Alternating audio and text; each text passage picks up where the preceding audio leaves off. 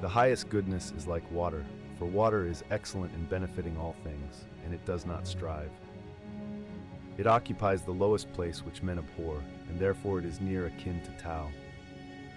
When your work is done and fame has been achieved, then retire into the background, for this is the way of heaven. Those who follow the way desire not excess, and thus without excess they are forever exempt from change. All things alike do their work, and then we see them subside. When they have reached their bloom, each returns to its origin. Returning to their origin means rest or fulfillment of destiny. This reversion is an eternal law.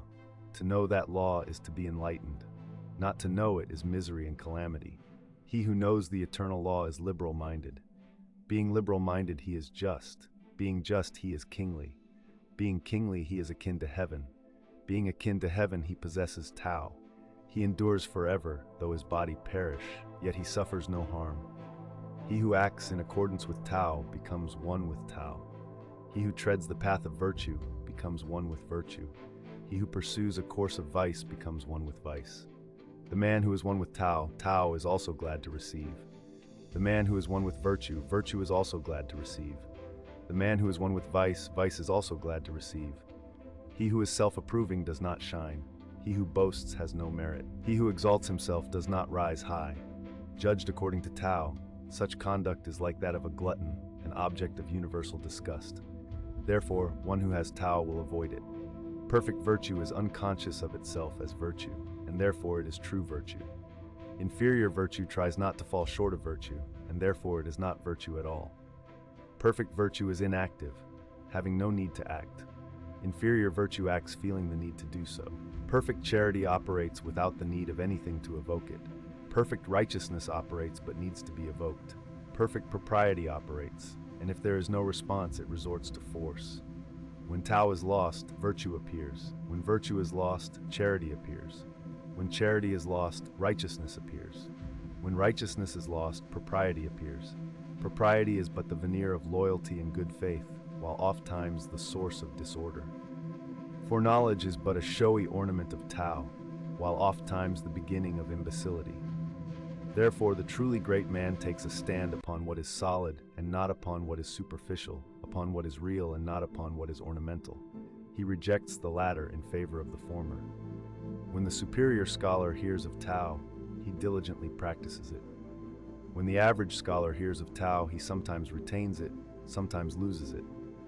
When the inferior scholar hears of Tao, he loudly laughs at it. For it not thus ridiculed, it would not be worthy of the name of Tao. He who is enlightened by Tao seems wrapped in darkness.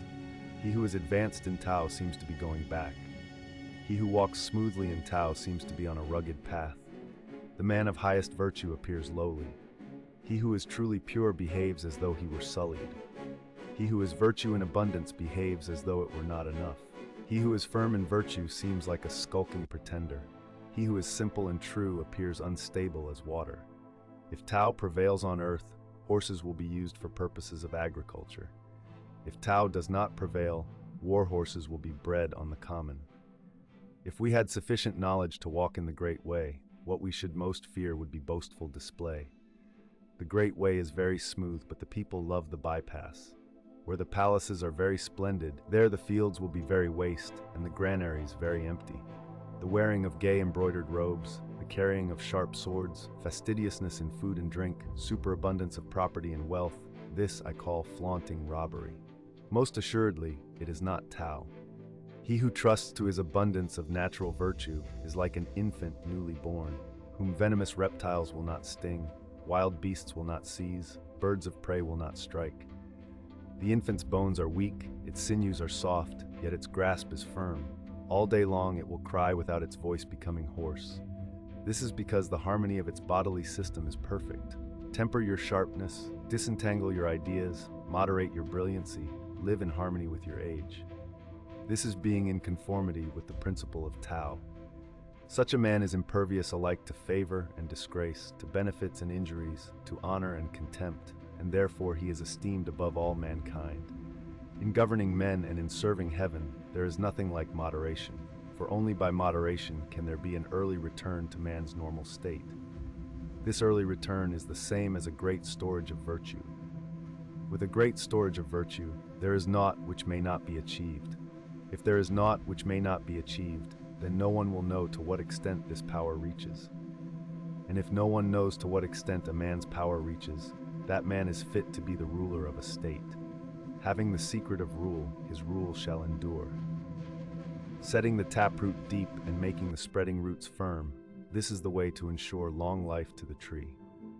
Tao is a sanctuary where all things find refuge, the good man's priceless treasure, the guardian and savior of him who is not good. Hence, at the enthronement of an emperor and the appointment of his 3 ducal ministers, though there be some who bear presents of costly jade and drive chariots with teams of 4 horses, that is not so good as sitting still and offering the gift of this Tao. Why was it that the men of old esteemed this Tao so highly? Is it not because it may be daily sought and found, and can remit the sins of the guilty? Hence, it is the most precious thing under heaven. All the world says that my Tao is great, but unlike other teaching, it is just because it is great that it appears unlike other teaching. If it had this likeness, long ago would its smallness have been known. The skillful philosophers of the olden time were subtle, spiritual, profound, and penetrating. They were so deep as to be incomprehensible. Because they are hard to comprehend, I will endeavor to describe them. Shrinking were they, like one fording a stream in winter. Cautious were they, like one who fears an attack from any quarter. Circumspect were they, like a stranger guest, self-effacing, like ice about to melt, simple, like unpolished wood, vacant, like a valley, opaque, like muddy water. When terms are made after a great quarrel, a certain ill feeling is bound to be left behind. How can this be made good? Therefore, having entered into an agreement, the sage adheres to his obligations, but does not exact fulfillment from others. The man who is virtue attends to the spirit of the compact. The man without virtue attends only to his claims. He who tries to govern a kingdom by sagacity is of that kingdom the despoiler, but he who does not govern by sagacity is the kingdom's blessing. He who understands these 2 sayings finds in them a pattern and a model. To keep this pattern constantly in mind is called profound virtue. Profound virtue is unfathomable, far-reaching, the reverse of things as they are, but leading to the perfect conformity with nature.